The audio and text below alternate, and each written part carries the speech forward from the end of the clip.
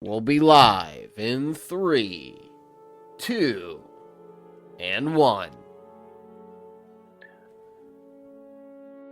Hello everybody, and welcome back to another episode of Forge D20's campaign Thrones. I'm once again your DM Hunter, accompanied by my best friend and co-host Zach, and we're very excited to continue our adventure today. Last we left off, the party, Daedallus and Alastair, had left the Dwarven excavation site. One part of the party, that being Alastair, petrified, along with who they found out shortly after was Cornelius, their quarry, who they were sent to find. They returned to Findalen and were able to, thankfully, because Nibbin had an elixir for this, fortunately enough, they were able to begin the unpetrification process of both him and Cornelius. Upon this, they were given their reward from Nibbin and told that when the time comes, if they need to get into the city of Waterdeep, Nibbin can make it so and put them in contact with people that they may be interested in speaking with. He also paid them a nice and hefty sum of, I believe it was 20 platinum, 24 platinum, something like that. And in addition to a various sum of gold, silver, and copper. Something nice to top off the coffers of the Darkheart and Daedalus campaign here. Other than that, before the end of the episode, Alastair was accosted and haunted in the night. He was unable to sleep and could not even enter a basic trance that would give him and his half-elven descendancy a night's worth of rest. No, instead he heard these whispers, voices speaking to him. And in the middle of the night, Daedalus heard something calling to Alastair, and Alastair calling out back to it, fighting back. It seemed like he was in distress. Daedalus went to check, and upon opening the curtain of the tent, was met with the end of Alastair's rapier. Alastair managed to compose himself just in time before killing Daedalus. Thankfully, Alastair lowered his blade, and the two of them have come to a terms. Alastair understands that something is wrong, and Daedalus understands that he may be in danger. They've agreed to continue on, talk about it more as the time goes, for they have a mission.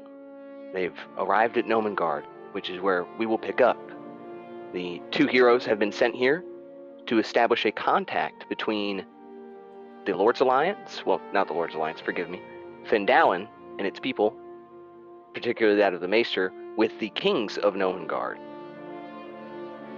If there can be some form of alliance or some form of communication perhaps established between the two, they can establish a better defense in case the dragon decides to rear its ugly head upon this part of the Storm Coast.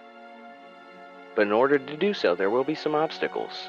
Gnomengarde is not as peaceful as it seems upon entrance. There are things going on that would consider bizarre and horrific. And so we'll pick up from there. You and Daedalus follow a stream uphill to the base of the mountain, where waterfall erosion has carved out a natural concavity. The roaring waterfall creates a cloud of mist as it plunges into a shallow pool of water before you, within which rise two small islands covered with 2-foot-tall red, green, and purple mushrooms. Several cave openings overlook this pool from rocky ledges 20 to 30 feet above. The mountain blocks any sunlight from reaching this place.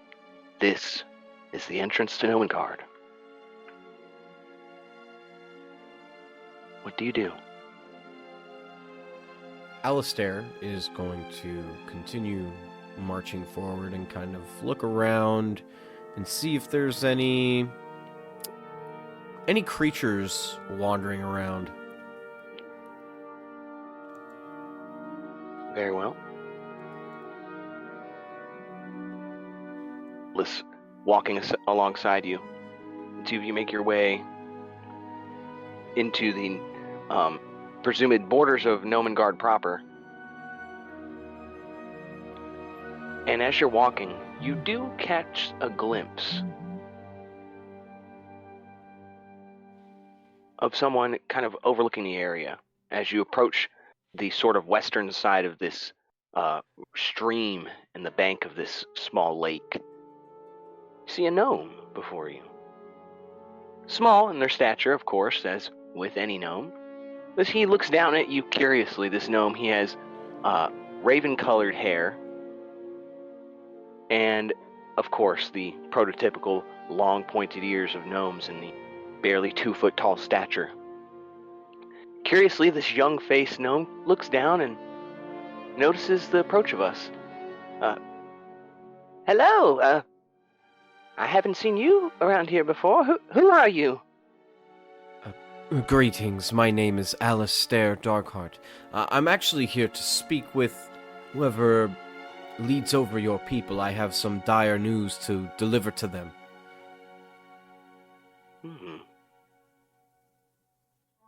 And who are you? I am Daedallus. You need to speak to the leaders of Gnomengarde. Yes, I am Karmit, a simple guard here, but unfortunately our kings are sealed away within their chambers. For you see, in the last 10 days, 2 of our fellow gnomes, Orin and Warren, they disappeared.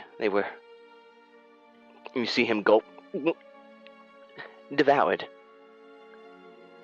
For you see, there's he kind of like looks around, and you see him kind of look at even inanimate objects. You see him look at a barrel next to him, and he kind of reaches out and pokes it with his finger, and he leans towards us a little bit, even though he's a fair distance away.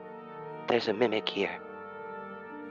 They don't want it getting out to mass panic to everyone, but the other gods and myself know. Orn and Warren were devoured. The kings know, and that's why they've sealed themselves away. Our king has lost his mind, though. He won't let either of them leave, and they fear that everyone is the monster. You could go try to speak with them, but be careful.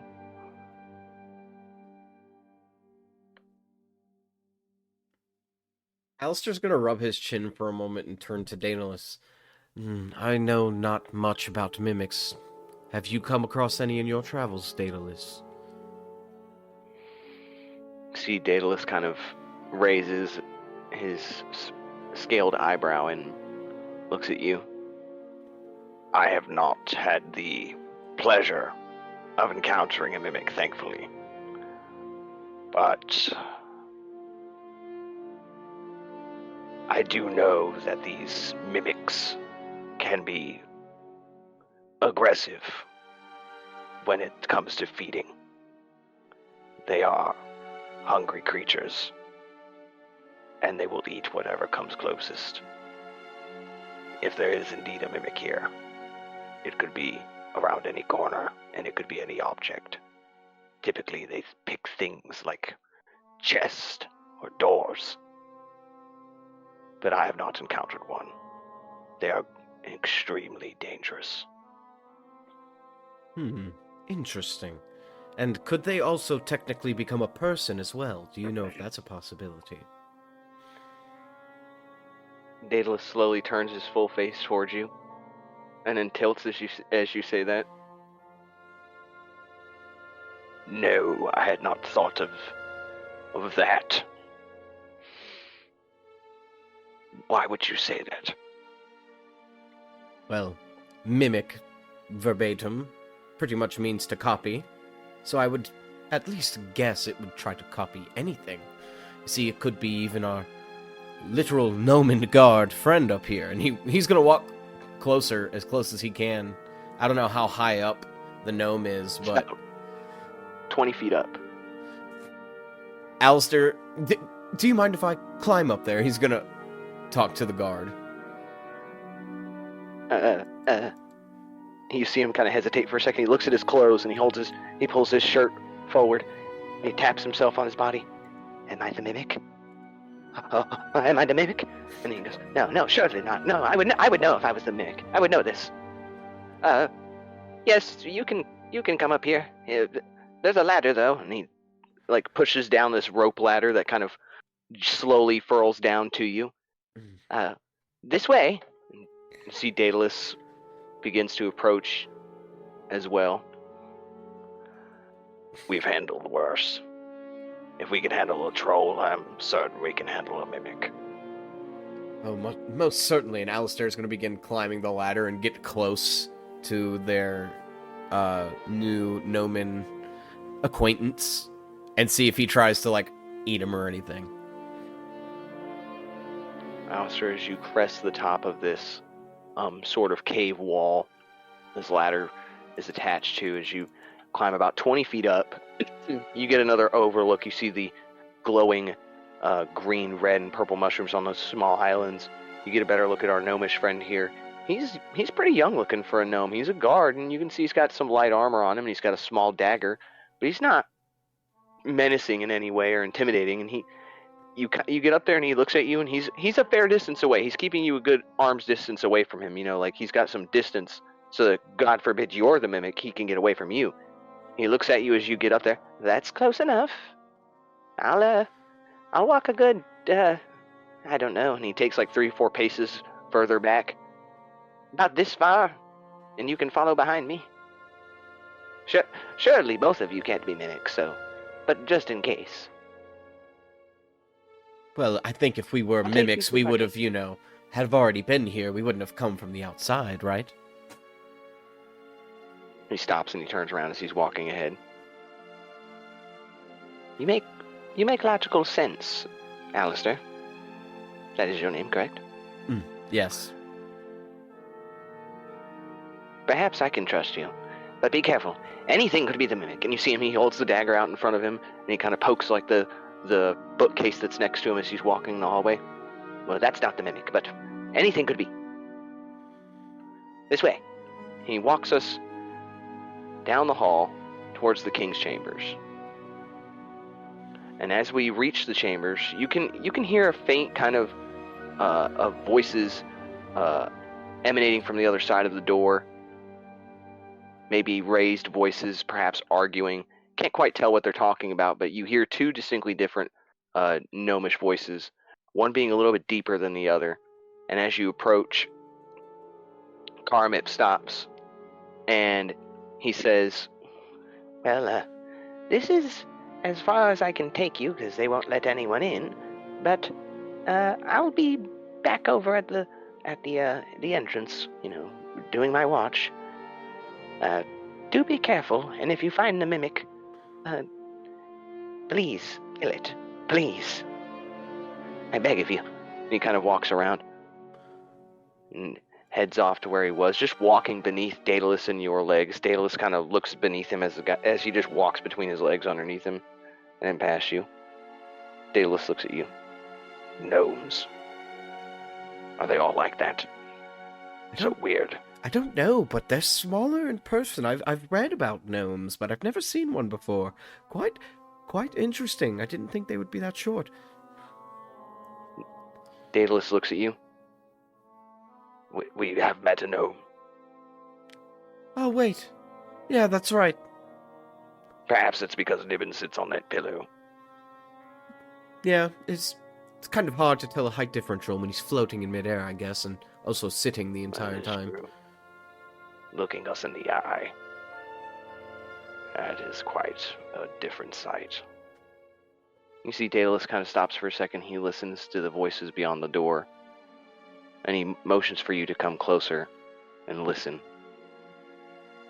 As you move closer and you press your half-elven ears to the wall of the door next to you, this dark cherry-colored wood, you hear 2 voices arguing on the other side. You'll have to let me out eventually. You'll have to. We have an entire people to rule over. I will not let you out. I will not. I will not. The beast is out there. It could be anyone. It could be anything. It could be you. It could be me. I can't let you out. And the only way I know you're safe is in here with me. I don't want you to get hurt. I promise you it's out there. You're losing your mind. You're losing your mind. We have to help them. Our people are in danger. You've kept me in here for days now. Only to protect you. Only to protect you. Daedalus kind of, you see him roll his eyes. A lover's quarrel. How touching. I'm quite jealous. That sounded quite sarcastic, Daedalus. Daedalus looks at you.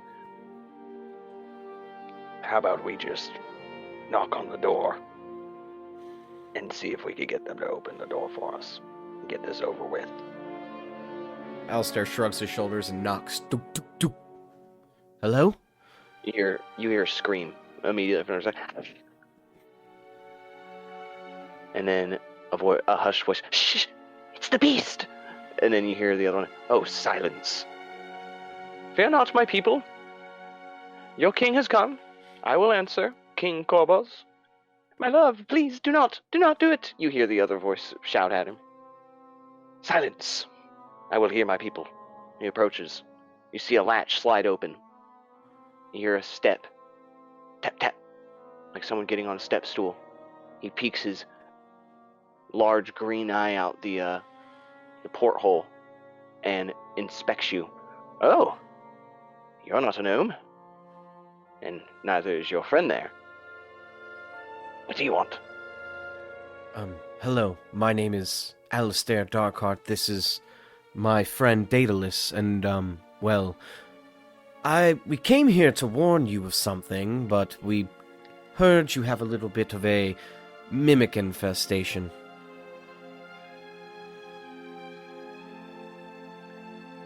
Mimic infestation. Ah. It seems that you've already spoken to some of the people. Yes, we have a mimic problem. We also have a problem of my betrothed here will not let me leave. I want to help my people deal with this problem, but he believes even you could be the mimic. They are the mimics! A mimic! There could be two of them! There could be two of them! Get away from the door! You hear him come running up. Get away! Get away! If you see him like kind of hanging onto the door from the other side. If you could just kill the mimic and bring the proof of it back here, I'm sure my love will open the door and allow us to talk a little better. Get away from the door! And you hear like a yank. Daedalus kind of looks at you. Well.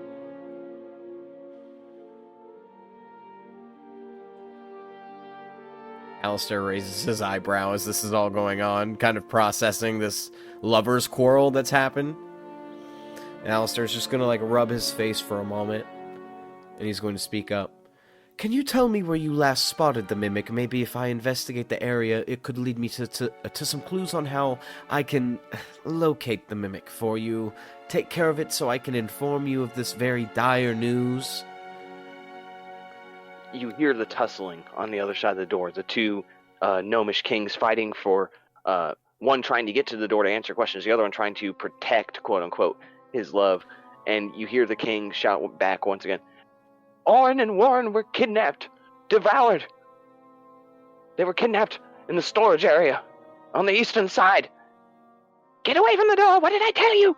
And you hear him, yanking again, pulling. Kill the beast! Yes, kill it! Alastair's gonna pause and just stare at Daedalus what the fuck? And then he's gonna just start walking away. I guess we have to look for this storage area, Daedalus. Maybe we should ask the kind guard where that is. I don't know if I could put up with that much longer. I think I've changed my mind. I don't know if I could put up with something like that, Daedalus.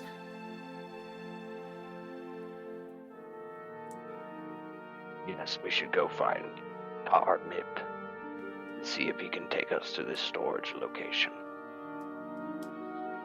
I'll admit, that doesn't sound like a fun aspect of a lover's quarrel. But what do I know? You see, as you guys round this corner, you see Karmip standing there kind of looking over the area, and he hears our footsteps, turns around with the dagger real quick. Oh, it's you. I thought you were the mimic. Multiple footsteps made me think it was on all fours or something, coming after me like some sort of spider. Nope, just us. So we spoke with your majesty, and he informed us that, There's a storage area where the events happened. Could you take us there? And we'll take care of your little problem.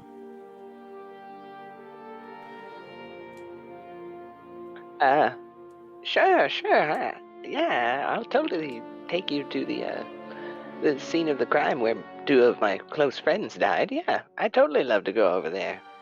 How thoughtful of you. I can to ask tell me. that you're clearly not wanting to go over there, but trust me, we will provide you ample protection. I will make sure that you not get hurt. Okay. This way. And he takes us down a series of hallways. And along these hallways, we do see a lot of different, as we're taking the time now to kind of absorb this area as we're really getting in the thick of Gnomengarde. You see to your left and to your right on these thin, narrow halls, you see all sorts of clockwork contraptions. You can see these steamworks. You see pipes jutting into the mountainside. You see steam and pistons. You see the machinations of what these dwarves are, or not dwarves, excuse me, gnomes. How racist of me. God. Just because they're both short doesn't mean they're the same thing, Hunter.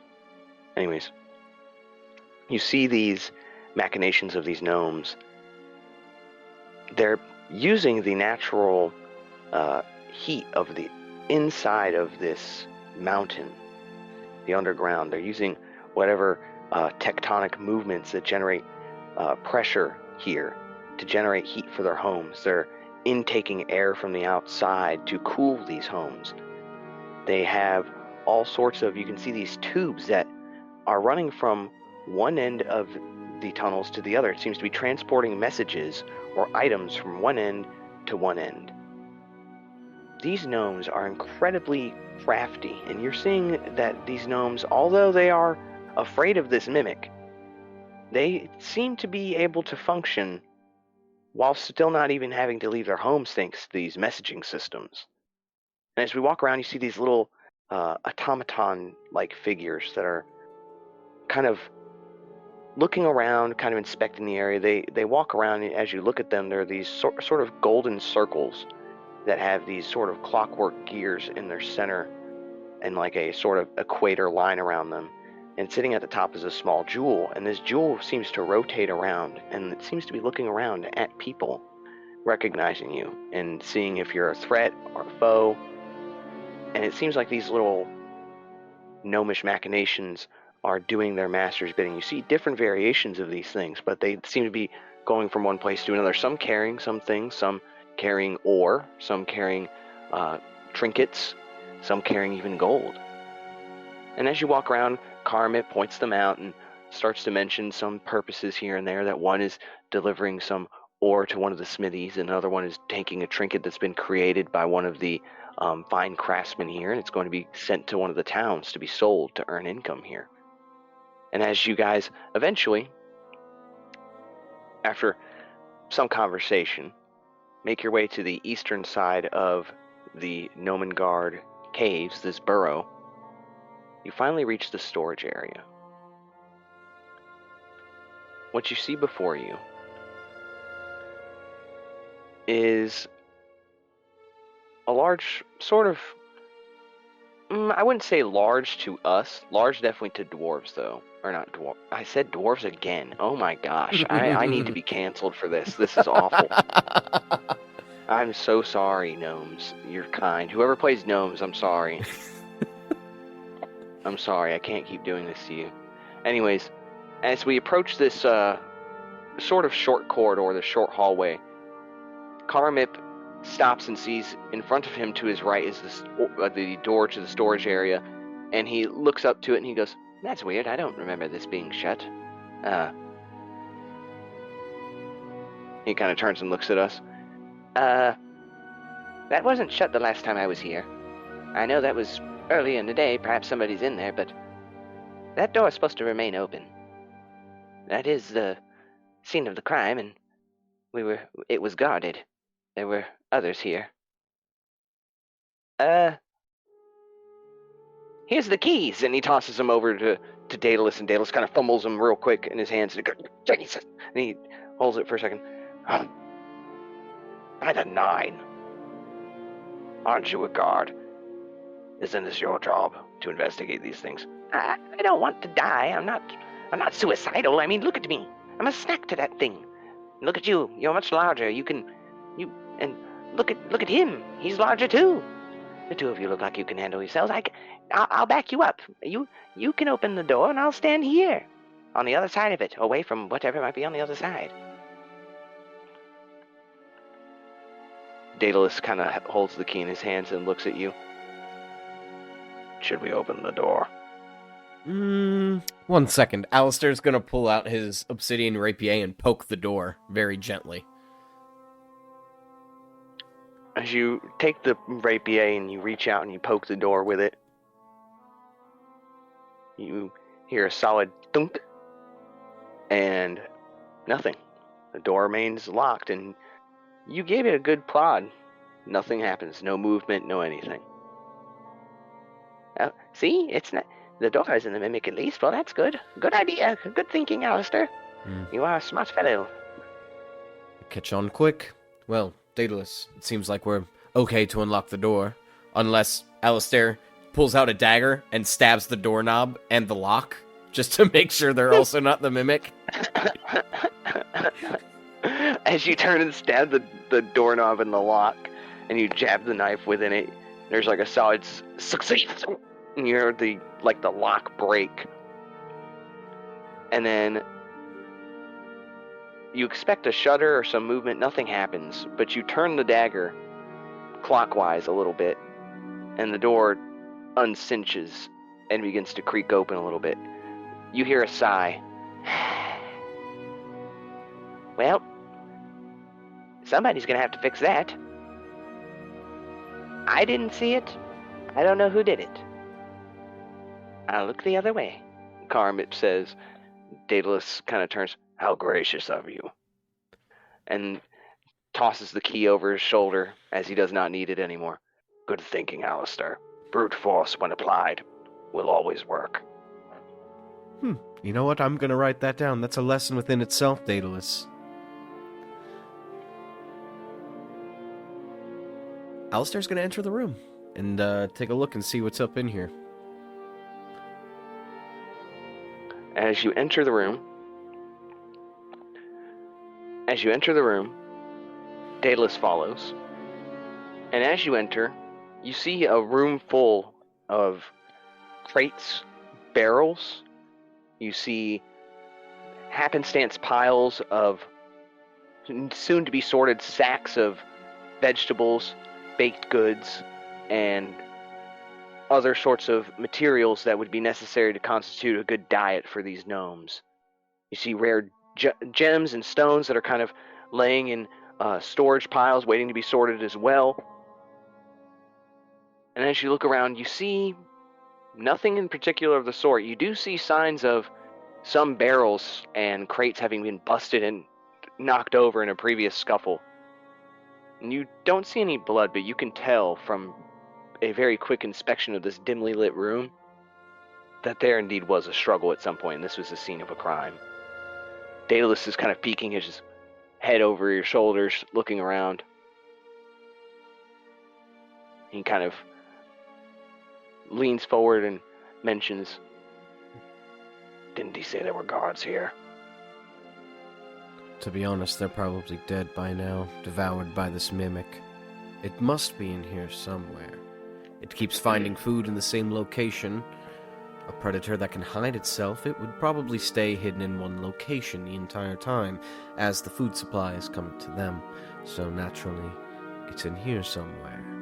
And Alastair's gonna kind of look around. He's gonna investigate the room very closely and see if anything seems out of the ordinary.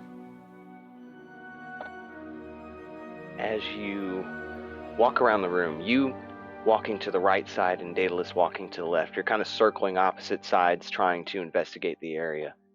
You spot the signs of a torch that's lighting a small area just around this corner. You can see the dim lightings of this torch. And you're thinking to yourself, oh boy, this could be it. And as you get closer, you get to the crest of this sort of lit area, right where once you turn here, you're going to see whatever's going on.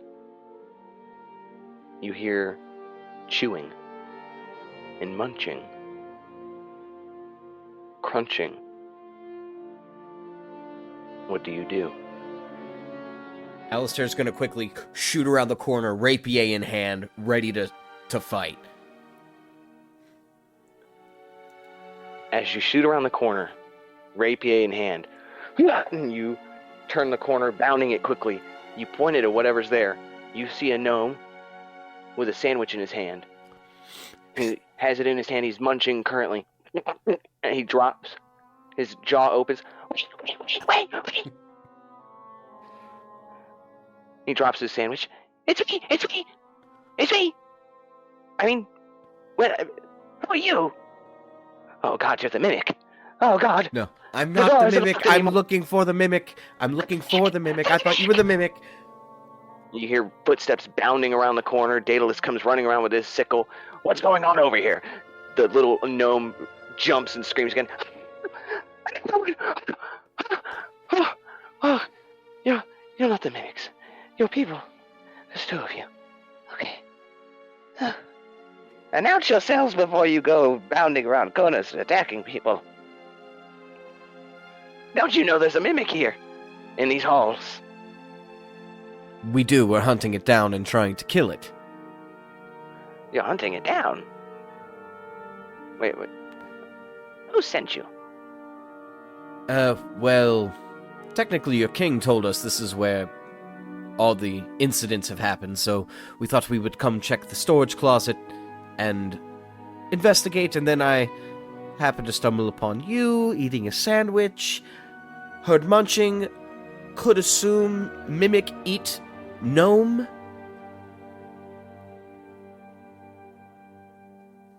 He nods in thought. Yes, except one thing. I'm not the mimic, and I'm alive. I appreciate your zealotry in your investigation, but I'm quite fine. I am a very competent guard. As you could see, I was merely on my lunch break and locked the door behind myself just to make sure the mimic didn't come back in here, or that it got out. Because I'm hungry.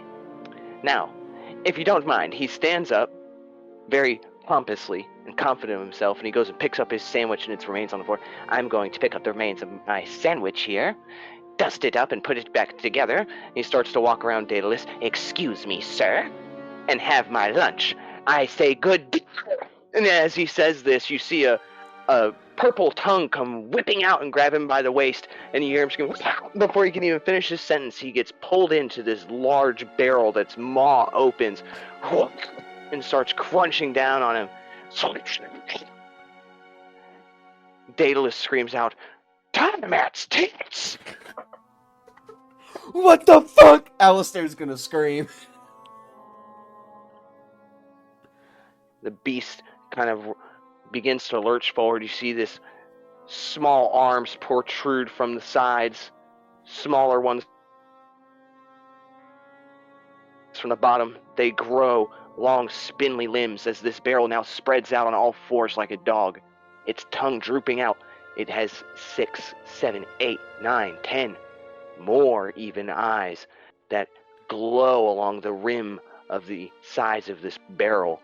It looks around, salivating at its tongue. You can see the remains of the pompous gnome dripping from its gullet. What do you do, Alastair? Immediately casting Armor of Agathis on myself, as you see Alastair places his hand on his chest and is surrounded by some very blue, ice-colored arcane armor. As you do this, Daedalus kind of takes a step back, readies his sickle again. You see him take a stance. He looks at you. He looks back at the creature. You see Daedalus kind of starts to circle it. The mimic does the same and starts to move for a moment. I need you to roll me initiative. Ooh. 19! That's not who I'm adding to the initiative, LOL. That's Factor. By the way, I can't see any portion of the map we're on right now. You might have to reveal all. How do I do that? If you go to Fog, and then go to the Reveal section, and then hit Reveal All, it should be there. Wunderbar. Alright. Is that big thing the mimic right there? Yep. Oh, fuck. That's a fucking big-ass mimic.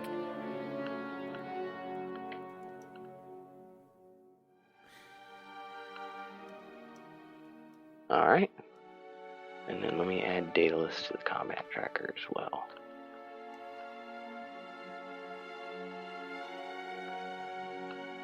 One second, I'll be right back.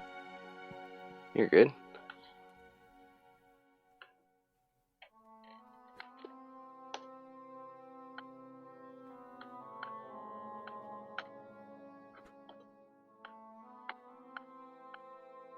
I've returned. Alright. So, Alastair, you are the first to make a move. You ready, Armor of Agathis? Cast it. And just in time before the mimic starts to make his move, is there anything else you wish to do? Bonus action. Let's see if I got anything there. Going to cast Hexblade's Curse as you see Alastair point at the mimic with his free hand and whispers an infernal curse onto the creature. As you do this, you see that same smoky mist that you once casted on Daedalus coalesce around the mimic's spindly arms and legs, eventually coalescing around its body.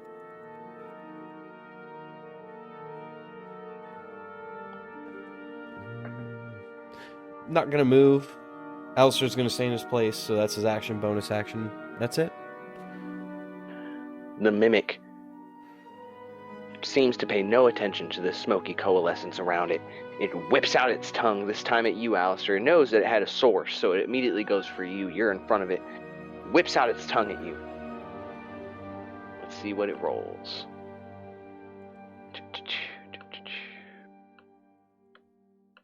It's going to attempt to hit you with its tongue. Ooh! That is a 22. That definitely hits. Yeah. You're going to take a D8. You take 8 damage. Okay. I'm going to use a reaction in this moment, as once the tongue whips against Alastair's flesh, causing it to bleed, he's going to stare at the creature, point his finger at it again. Die! And he's going to cast Stygian Rebuke. Nice.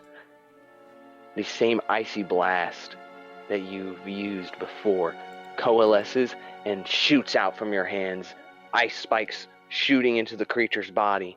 Go ahead and roll me your damage. 9 points of good. cold damage. Alright. After it whips out its tongue into your flesh, there's an audible from the impact into your body, but immediately you cast back at the creature. The ice shatters into the creature's flesh, and the mimic recoils at the impact, its body lurching back a little bit. It kind of repositions itself to get itself a little bit of distance between you and it. As this happens, Daedalus moves. Approaching the rear of the creature, Daedalus is going to take the sickle, and he is going to take a cleaving strike at the back right hind leg of the mimic and trying to sever its limb from the creature's proper body.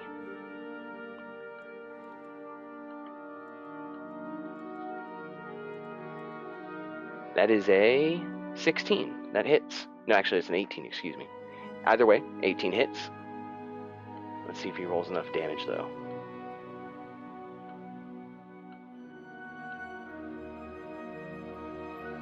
Oh! You see as Daedalus takes a cleaving strike at the right hind leg of this mimic. It's severed from about the halfway up its long thigh down. You see the mimic's body kind of falls at an angle.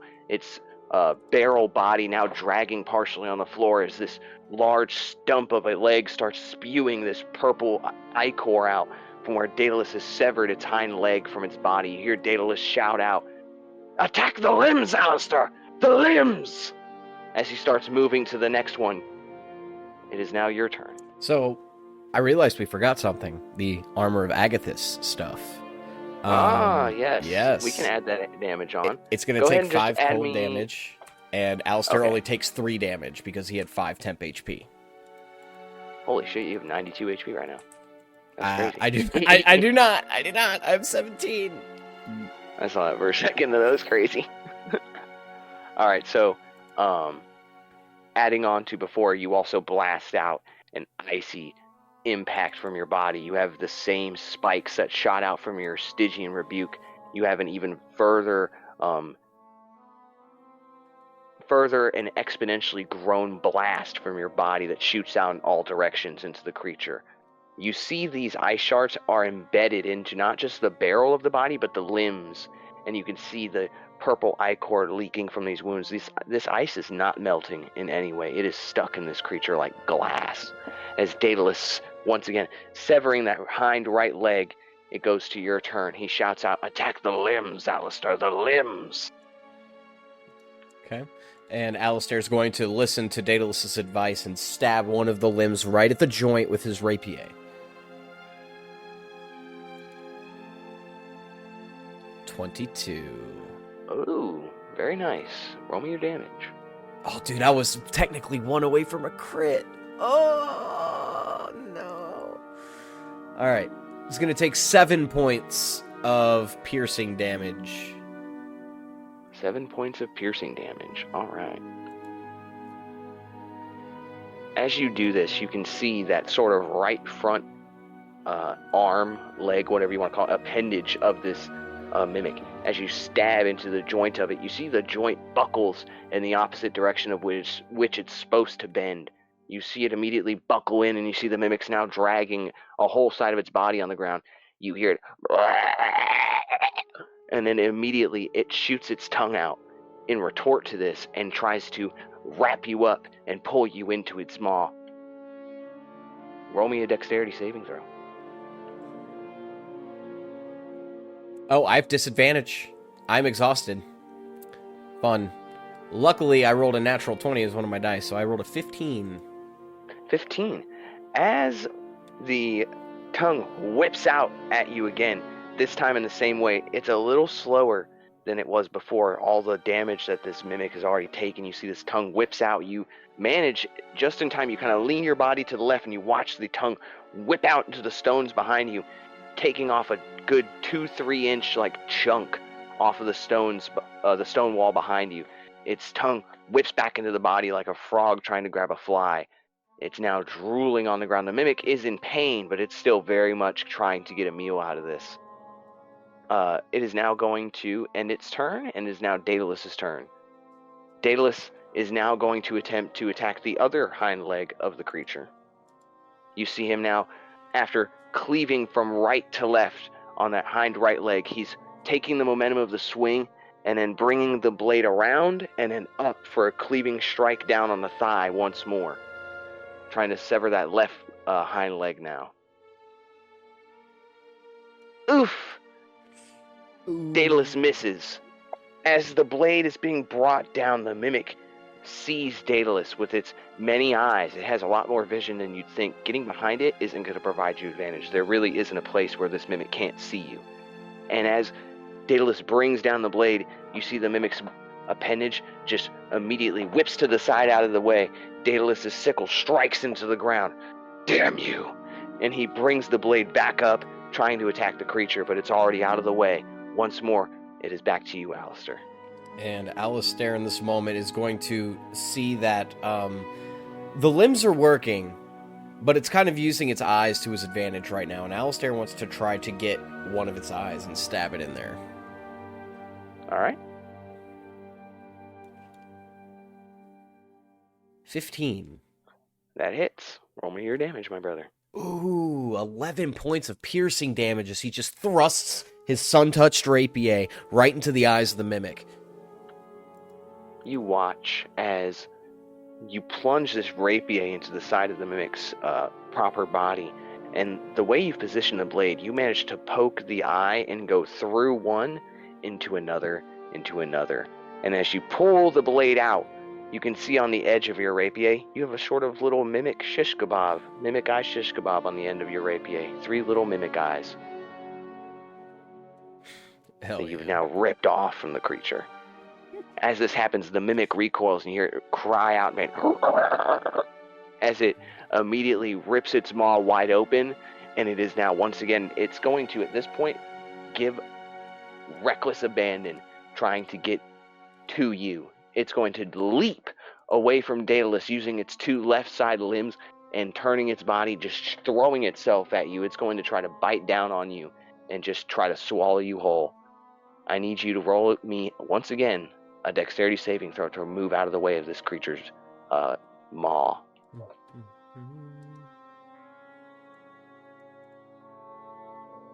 Oh, fuck yeah. 15 again. God tier saves tonight. As the creature launches itself at you, you immediately take a forward sort of somersault roll out of the way, and just in time, as the mimic's body crashes into the wall next to you, you watch it recoil. As it rolls back to the floor next to you, it starts to bring its body back up. You can tell this mimic's on its last legs, literally. Daedalus comes running up as the mimic is sort of just throwing itself with reckless abandon at both of you.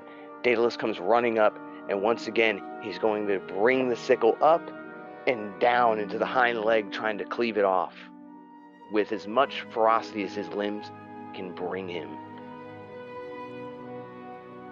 Oh, that hit, definitely. Let's see what damage we get here. Oh, it's a nice chunky 7 there. You watch as Daedalus comes running up. He takes 1, 2, 3, and then takes a leaping, bounding overhead slash with both hands down into the hind leg of the creature as he now severs the final back leg. Now the creature has 1 arm that it's pulling itself by, trying to get away from Daedalus, still trying to get to you. You see it. It's still salivating and still terribly hungry, trying to get to you. As it's crying out, trying to get to you. What do you do? Gonna have to give it another stab as Alastair races his rapier into the sky, brings down his arm, rotating his wrist and wanting to pierce it from the top. Roll your damage. Or roll your attack, excuse me. Your damage. 20 dirty. Oh my goodness. Oh my goodness. 7 points of piercing damage. Oh my goodness. Oh my goodness. Describe it. Describe it, my brother. As Alastair lowers his arm, rotating his wrist at the same time, bringing all that momentum and energy, piercing the very barrel, busting it, a nice 2-inch hole into it with his rapier, the magic of his that he used on his curse, assisting him in this moment, and he pulls it out as the creature thrashes upon death. Nice. He watches the creature throttles a little bit as it has its sort of muscle spasm reaction to you piercing its vital organs. The mimic goes slump dead. Daedalus stands nearby. You see him wipe the sweat from his brow. Oh. Well done, Darkheart. You can add a mimic to the list of things you've killed now. Little easier than I thought it would be, Daedalus.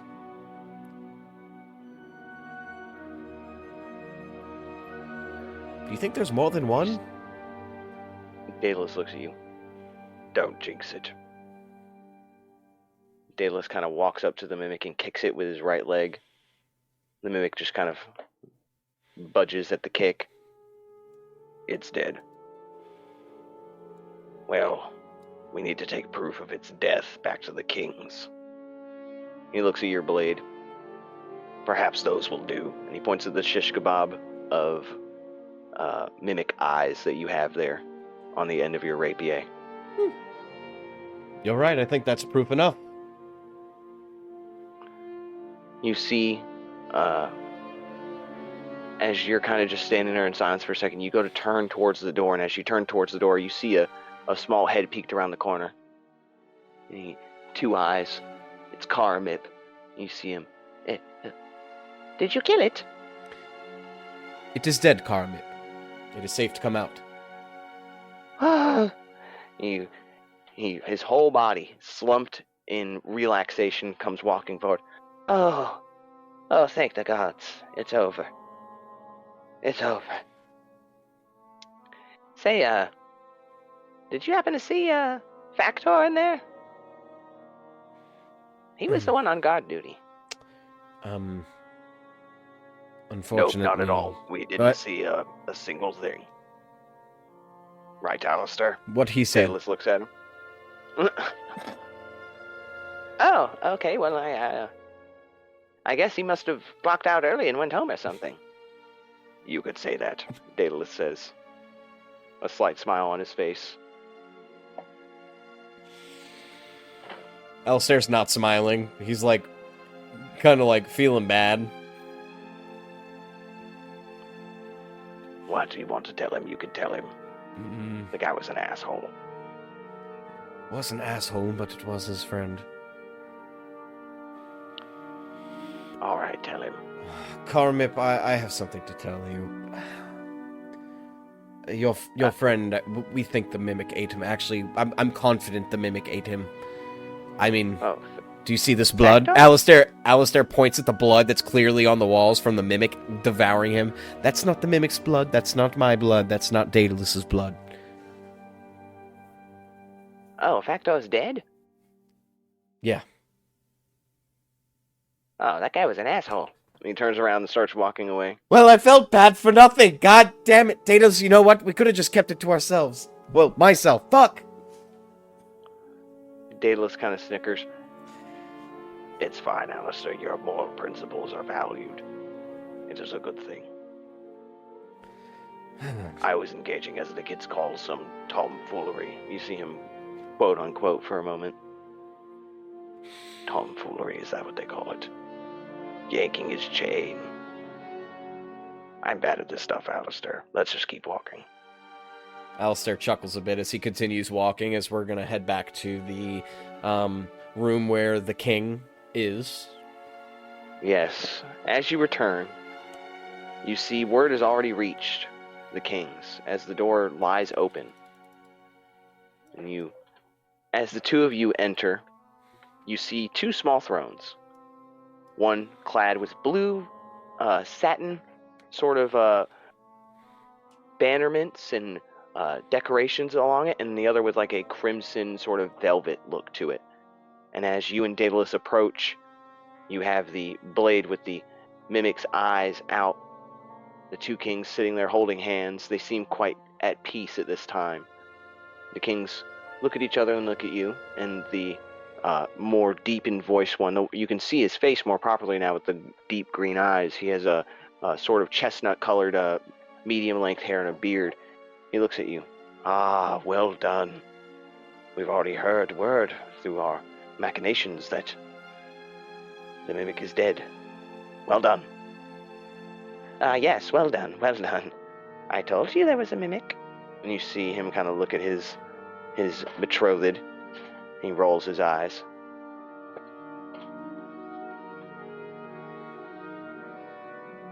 Alastair's just going to nod awkwardly as they're kind of still having their little debacle between each other. Yep, we killed the mimic. Now, what brings you here? Then there's some news I had for you that is coming directly from Phendelin. A dragon has come from... I'm not sure, but a dragon has come and been roaming all across the Storm Coast recently. A white dragon, as a matter of fact. And we had heard your people had not been advised that such a thing has come. And, well, you should ready your people. And honestly, I was thinking of something.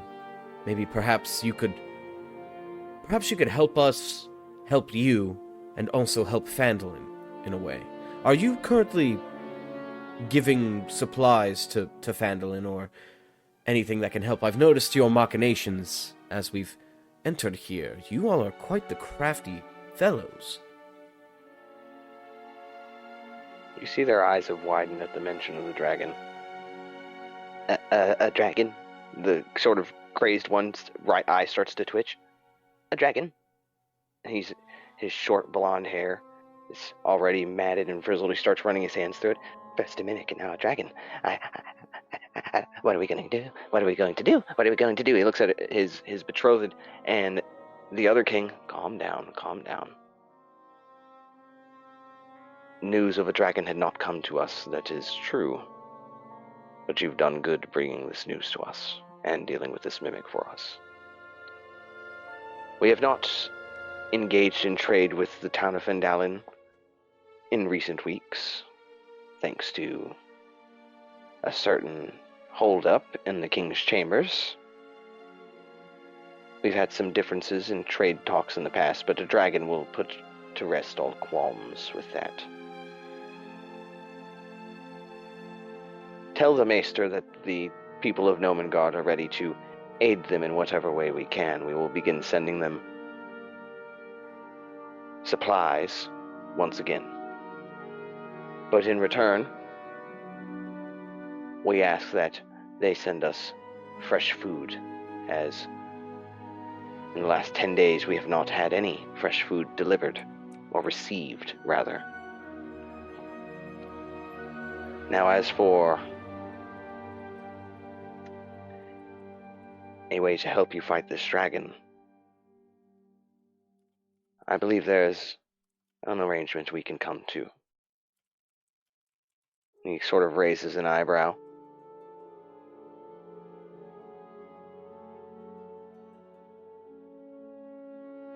There is a particular weapon that we know of, the location of. We meant to go and dig this thing up ourselves, but, well, since we owe you so much, we will give you the location of this weapon. Long ago, there was a green dragon that roamed these parts, and a hero faced this dragon in combat, wielding a great sword known as the Dragon Slayer.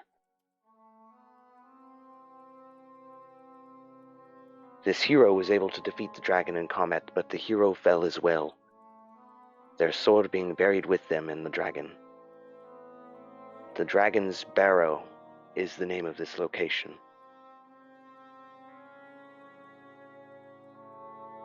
He unfurls a scroll that he has positioned next to him, and he's in some map that you can see before you. Here, and he points on the map where he has a marking for the Dragon's Barrow. Take this. And he motions for us to take it. Daedallus steps forward for you and takes the scroll and begins observing it where the Dragon's Barrow is marked. In addition to the location of the Dragon Slayer, you may have this from my personal armory. You see him hop down from the throne to a small chest about 10 feet to his left. The chestnut-colored haired dwarf. I literally keep wanting to call them dwarfs. Why? They're gnomes, Hunter. They're gnomes. It's already the end of the episode and you're calling them gnomes. Please, I beg of you, call them gnomes. Alright. The chestnut-colored haired gnome opens the chest and you see him pull out a sort of menagerie of things, trinkets. In particular, he pulls out two things. He pulls out a sort of spherical object with a pin attached to the end of it. It's a golden-looking liquid inside, sealed within a sort of brass copper bottle with a glass that holds that golden liquid within. He says, "Be careful," and he walks it over, and he hands it to you, Alastair. And here's this. And he reaches out, and if you just give me one moment, I can pull it up because I just didn't have the the note for this one pulled up, this one item. I just gotta pull it up real quick. You'll have to be patient with me. I'm sorry. No, you're fine.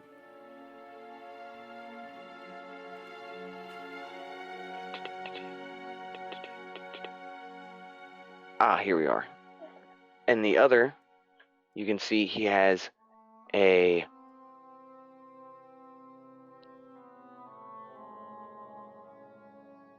wand of some form. You can see this wand that he holds out. You see at the end of it a sort of small, sort of orangish colored gem. And this small orangish colored gem on the end of this small tan colored wand. It's very fine and very smooth edged. He reaches out and he says, "Do be careful with this as well." He also hands this to you, Alastair, as Daedallus is too busy looking at the map.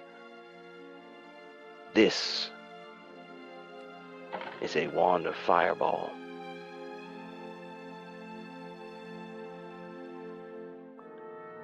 This wand carries only 2 castings, as I have used all the other charges, but what remains is yours.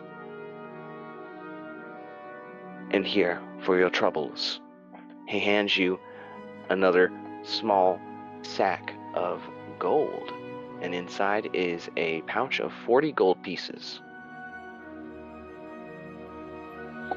Nice. Alastair's gonna split that with Daedallus.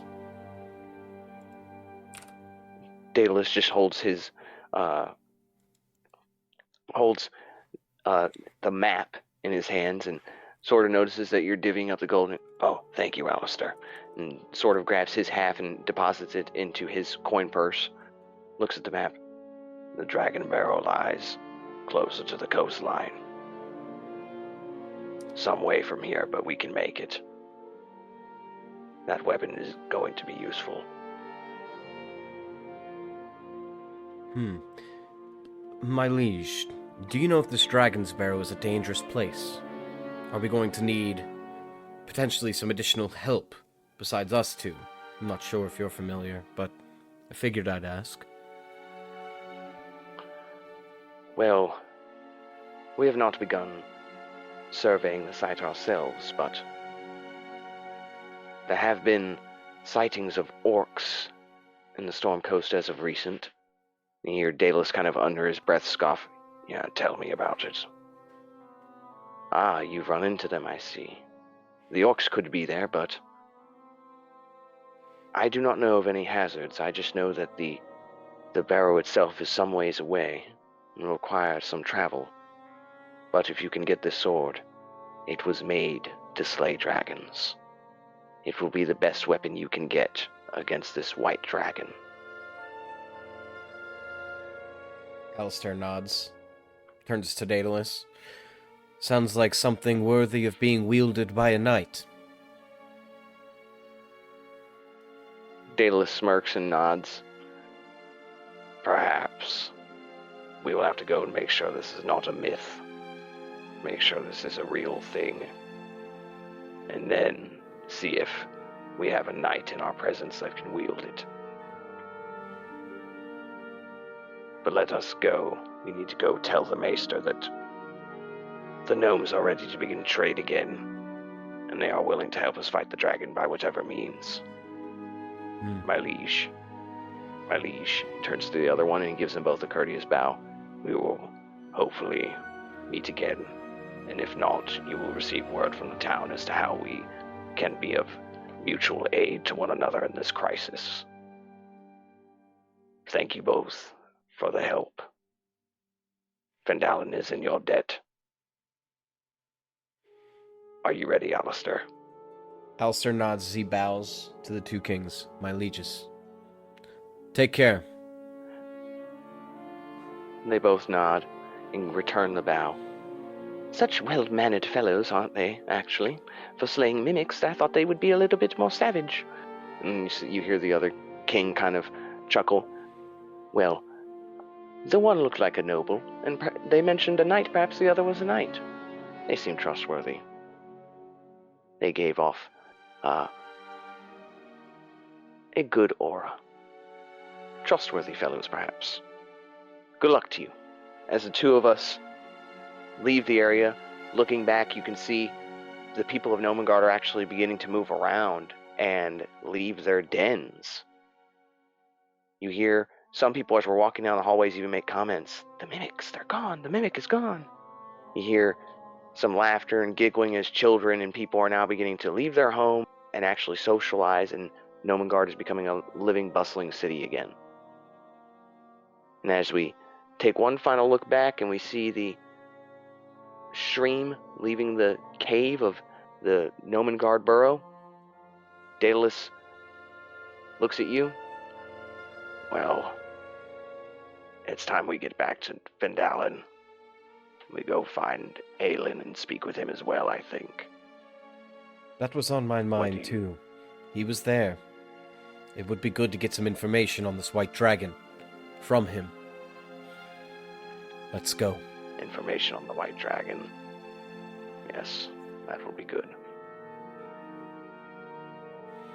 Perhaps he can give us insight as to the dragon's intentions. But let us go. And for that, ladies and gentlemen, that is the end of tonight's episode of Thrones. I do want to thank you guys for listening. We have made a lot of progress and have already grown so much as a podcast and a channel. We've seen a lot of growth, small beginnings, small steps, but we're very appreciative and very thankful for you for being here. We want to take some time to thank both of our patrons, Melanie Droz and Melanie Cocciolone. Thank you so much for supporting the channel. We love you both. And if you are interested in becoming a patron, please check out our Patreon. Check out our socials. Feel free to engage with us in any way, because we have lots of great content coming to the Patreon, including some one-shots that you won't see here on the regular channel. You'll have to go to the Patreon to get those. And there'll be exclusive commentaries on episodes and some interviews with members of the cast once we have some more members joining with us shortly, because that is coming. So once again, thank you all so much for listening, and that is it for tonight's session. Have a great night.